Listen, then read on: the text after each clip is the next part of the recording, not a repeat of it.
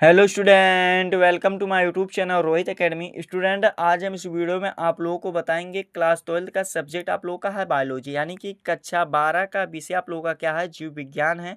अर्धवार्षिक परीक्षा का ये आप लोगों का पेपर है। क्या अर्धवार्षिक परीक्षा का ये आप लोगों का पेपर है 2025 एंड आप लोग का 2026 का बिल्कुल न्यू पेपर, वायरल पेपर आप लोग के सामने लेकर के आए हैं।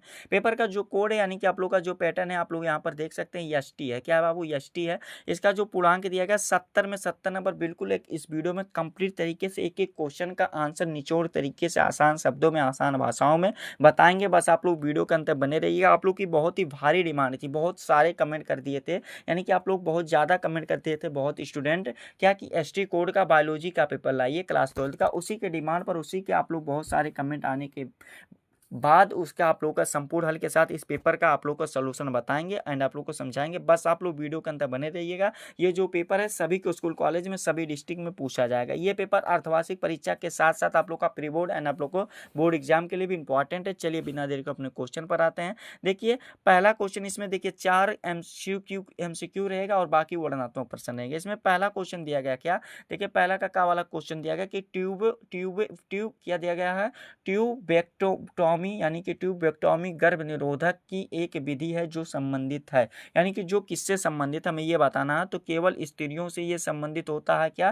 केवल स्त्रियों से संबंधित होता है, यानी कि ट्यूबोटॉमी कहते हैं। क्या कहते हैं? ट्यूबोटॉमी कहते हैं। ठीक है, ये क्या होता है? सर्जिकल विधि होता है। ठीक है, यानी कि क्या होता है? सर्जिकल। और वैक्सोटॉमी क्या होता है? पुरुषों से संबंधित होता है। ठीक है, दोनों कंफ्यूजन आप लोग का दूर हो गया। वैक्सोटॉमी पूछेगा तो केवल पुरुषों में होगा, ट्यूबोटॉमी पूछा क्वेश्चन में तो हमारा ये बा वाला ऑप्शन इसका राइट हो जाएगा। ठीक है, फिर अगला क्वेश्चन खा वाला देगा, जन्मजात उपापचयी टूटी है, यानी कि जो जन्मजात उपापचयी टूटी, यानी कि गलती कौन सा होता है हमें ये बताना है। तो इसका जो राइट आंसर हो जाएगा, क्या हो जाएगा बाबू? इसका सही आंसर हो जाएगा, देखिए जो फिनाइल कीटोन्यूरिया जो होता है यही होता है। क्या? जन्मजात उपापचयी टूटी होता है। यह क्या होता है? एक अनुवांशिक उपापचयी विकार है जो शरीर में एक एंजाइम की कमी के कारण होता है।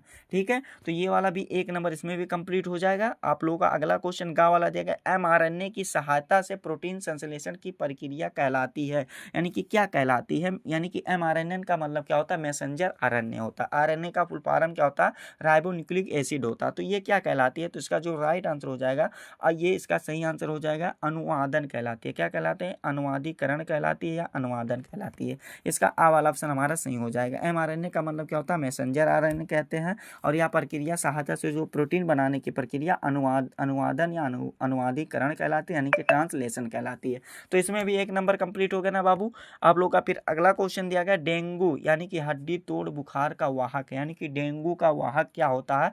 तो एडीज जो मच्छर होता है वही होता है, यानी कि एडीज जो मच्छर होता है वही होता है। इस प्रकार से आप लोग का 4 नंबर यहाँ पर बाबू कंप्लीट होगा। एमसीक्यू वाला डर खत्म ना। चलिए आगे का क्वेश्चन का आंसर भी बता देते हैं आप लोग को, आप लोग को समझा देते हैं। कॉपी पेन लेकर के बैठ जाइएगा क्वेश्चन को लिखने के लिए और क्वेश्चन का आंसर लिखने के लिए। बाबू आप लोग की डिमांड पर पेपर का सोल्यूशन बताते हैं, लेकिन आप लोग वीडियो को शेयर नहीं करते हैं। आप लोग के लिए यही आप लोग को काम करना रहेगा। क्या? देखिए आप लोग का काम क्या रहेगा समझ लीजिए पहले। इस आप लोग को यही काम रहेगा कि इस वीडियो को क्लास 12 के, यानी कि कक्षा 12 के जितने भी स्टूडेंट होंगे उनके पास अधिक से अधिक जरूर शेयर करके पहुंचा दीजिएगा। ठीक है, चलिए इसमें दूसरा का वाला क्वेश्चन देखते हैं, जो कि अतिलोकप्रिय क्वेश्चन के रूप में दिया गया। 1 नंबर का क्वेश्चन दिया गया कि मलेरिया रोग का संचरण किस जीव के कारण होता है? तो इसका जो संचरण होता है मादा एनाफिलीज मच्छर के कारण होता है। तो इस प्रकार से आप लोग का 1 नंबर इसमें भी पूरा हो जाएगा, यानी कि क्या हो जाएगा? कंप्लीट हो जाएगा। फिर आगे का क्वेश्चन देखिए क्या दिया गया है। इसमें अगला क्वेश्चन दूसरा दिया गया, सिरका उत्पादन में किन जीवाणुओं का उपयोग किया जाता है हमें ये बताना है। तो सिरका उत्पादन में मुख्य रूप से एसिटोबैक्टी एक्सिटी का नामक जीवाणु किया जाता है।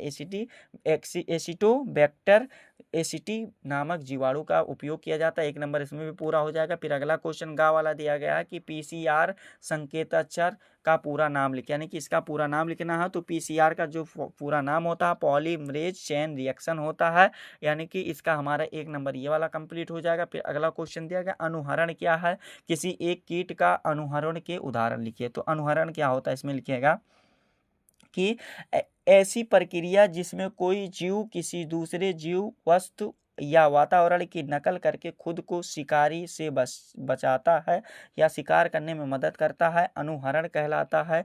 और इसका एक उदाहरण क्या है बाबू? इसका एक उदाहरण क्या होता है समझिएगा तितलियाँ होती हैं। क्या होती हैं? तितलियाँ होती हैं।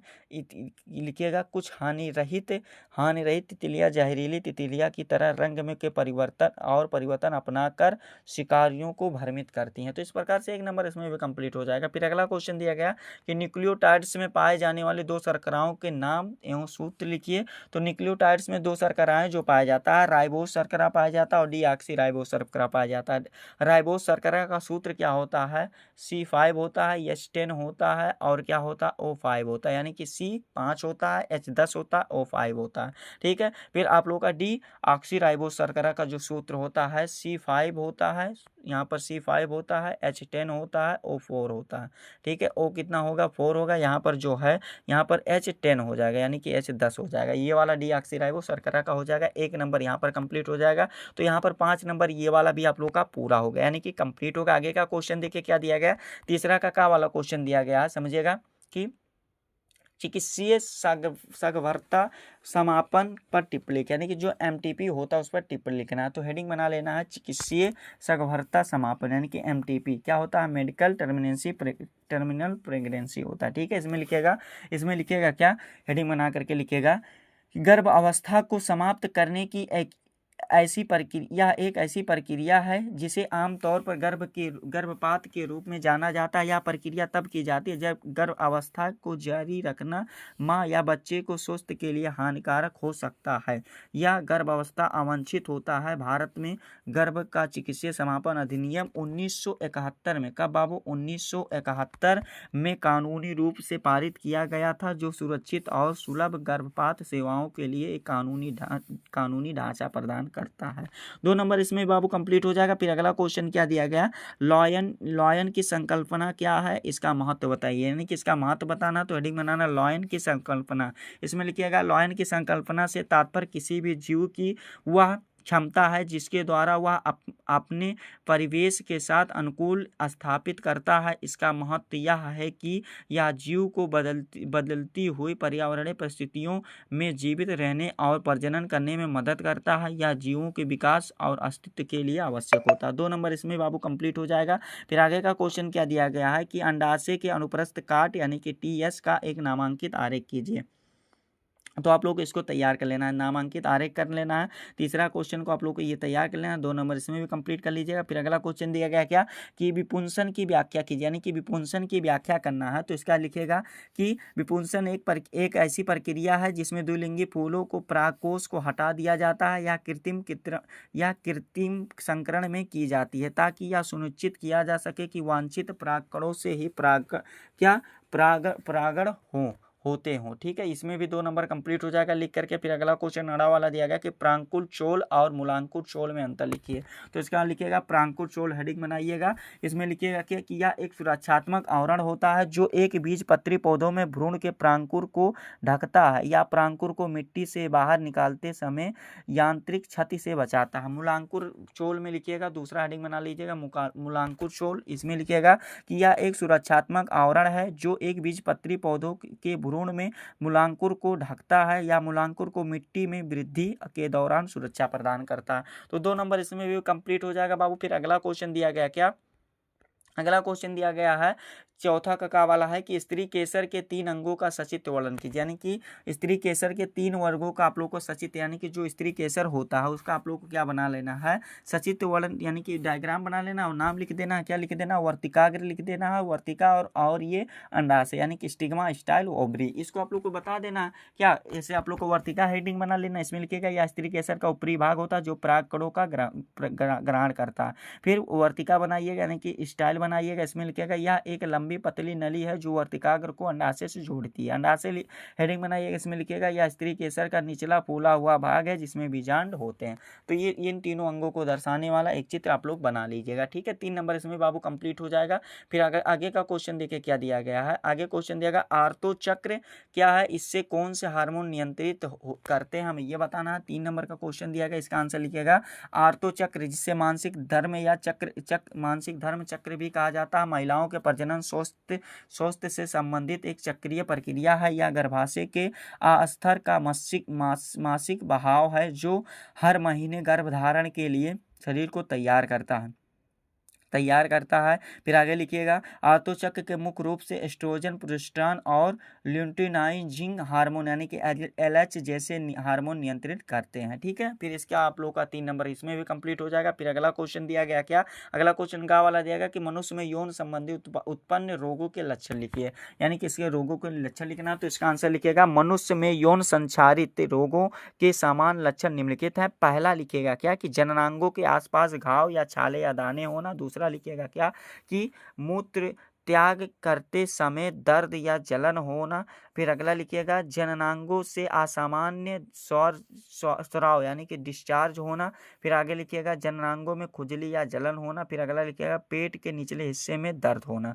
तो ये वाला भी हमारा क्या हो जाएगा, कंप्लीट हो जाएगा। इस प्रकार से इसमें भी 3 नंबर बाबू कंप्लीट हो गया। फिर अगला क्वेश्चन दिया गया उत्परिवर्तन के उदाहरण सहित व्याख्या कीजिए। 3 नंबर का क्वेश्चन दिया गया उत्परिवर्तन यानी कि क्या होता है, म्यूटेशन होता है ना। इसमें लिखिएगा किसी जीव के आनुवंशिक पदार्थ में होने वाले एक अस्थायी परिवर्तन या परिवर्तन जीन के अनुक्रम या गुणसूत्रों की संरचना में हो सकता है। उत्परिवर्तन प्राकृतिक रूप से बाहरी कारकों जैसे विकिरण या रसायनों के कारण हो सकता है। उदाहरण के लिए सिकल सेल एनीमिया आनुवंशिक रोग है जो उत्परिवर्तन के कारण होता है। ठीक है, तो इसमें भी 3 नंबर बाबू पूरा हो गया। फिर अगला क्वेश्चन दिया गया है सेंट्रल डोगोमा पर टिप्पणी लिखें, यानी कि जो सेंट्रल डोगोमा होता है इस पर संक्षिप्त टिप्पणी लिखना है। क्या लिखना है, संक्षिप्त टिप्पणी लिखना है। तो इसका आंसर क्या लिखा है, सेंट्रल डोगोमा हेडिंग बना लीजिएगा। लिखिएगा आणविक, क्या लिखिएगा, आणविक है, सॉरी आणविक नहीं है बाबू, आणविक के जीव विज्ञान का एक मौलिक सिद्धांत जो यह बताता है कि आनुवंशिक जानकारी प्रवाह एक दिशात्मक होता है।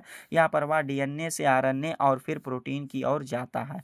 तो प्राकृतिक आप लोग को प्राकृति लिख लेना है, क्या अनुलेखन और अनुवादन, यानी कि अनुवादन प्राकृतिक में लिखिएगा क्या, प्राकृति में लिखिएगा प्रतिकृति है बाबू, प्राकृति नहीं प्रतिकृति। इसमें लिखेगा DNA अपनी प्रतिकृति बनाता है। अनुलेखन में लिखेगा DNA से RNA का संश्लेषण होता है।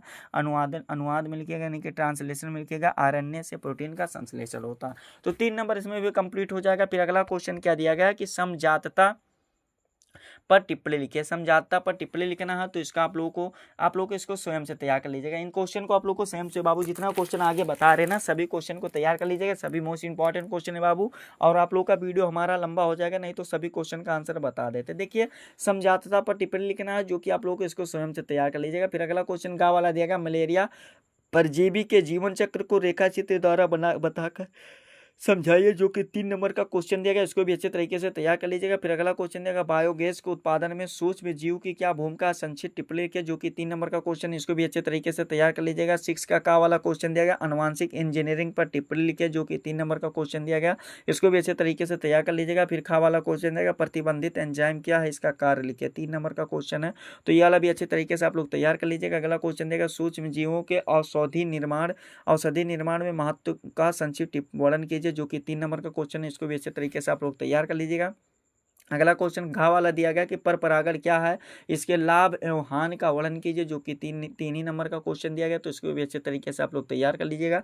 अगला क्वेश्चन हमारा 7वां क्वेश्चन दिया गया एक द्विबीजपत्री पादप में युग्मज से प्रारंभ कर भ्रूण की वृद्धि के विभिन्न अवस्थाओं का चित्र द्वारा दर्शाइए, जो कि 5 नंबर का क्वेश्चन है। अथवा करके दिया गया है कि मनुष्य में भ्रूणीय विकास की प्रक्रिया का वास्तुला निर्माण का वर्णन कीजिए, जो कि 5 नंबर का ये वाला भी क्वेश्चन रहेगा, यानी कि अथवा में दिया गया। तो इसको भी अच्छे तरीके से आप लोग तैयार कर लीजिएगा, यानी कि प्रिपेयर कर लीजिएगा। ठीक है, फिर अगला क्वेश्चन 8वां देखिए क्या दिया गया कि संलग्नता एवं पुनर्योजन की उदाहरण सहित व्याख्या कीजिए, 5 नंबर का क्वेश्चन दिया गया। अथवा करके बीच में दिया गया मानव जीनोम की विशेषताओं का वर्णन कीजिए। तो इसको भी अच्छे तरीके से तैयार कर लीजिए बाबू। जितना क्वेश्चन बताया जा रहा है ना सभी मोस्ट इंपॉर्टेंट क्वेश्चन है, समझ लीजिएगा। ठीक है, वीडियो को एक बार शेयर कर दीजिएगा, कक्षा 12 के जितने भी स्टूडेंट होंगे इसके एक बार शेयर कर दीजिएगा और कमेंट भी कर दीजिएगा कि हाँ वीडियो को शेयर कर दिए। ठीक है, अगला क्वेश्चन देखिए 9वां क्वेश्चन क्या दिया गया है कि जैव विकास क्या है, जैव विकास के पक्ष के प्रमाण लिखिए, इनमें से किन्हीं दो को समझाइए, यानी कि किन्हीं दो को समझाइए। 5 नंबर का क्वेश्चन अथवा करके दिया गया क्या कि विषाणु द्वारा उत्पन्न एक रोग का नाम, लक्षण, उपचार और बचाव के उपाय बताइए। तो इसको भी अच्छे तरीके से आप लोग तैयार कर लीजिएगा। ठीक है, यही था क्लास 12 यानी कि कक्षा 12 का बायोलॉजी यानी कि जीव विज्ञान का पेपर था, जो कि इस वीडियो में कंप्लीट एंड आप लोग को फुल सोल्यूशन के साथ अच्छे तरीके से एक एक क्वेश्चन क्वेश्चन का आंसर आप लोग को बता दिया गया एंड आप लोग को समझा दिया गया। आप लोग को ये हमारा प्यारा सा लवली सा वीडियो कैसा लगा है कमेंट करके जरूर बताइएगा। हाँ, अगर आप हमारे चैनल पर नए हैं तो आप लोग को काम क्या करना है बाबू, इस वीडियो को क्या करना है क्लास 12 के यानी कि कक्षा 12 के जितने भी स्टूडेंट होंगे ना उनके पास अधिक से अधिक जरूर शेयर करके पहुंचा दीजिएगा। ठीक है, चलिए हम आप लोगों से मिलते हैं नेक्स्ट वीडियो में नेक्स्ट टॉपिक के साथ। तब तक के लिए जय हिंद, जय भारत, वंदे मातरम।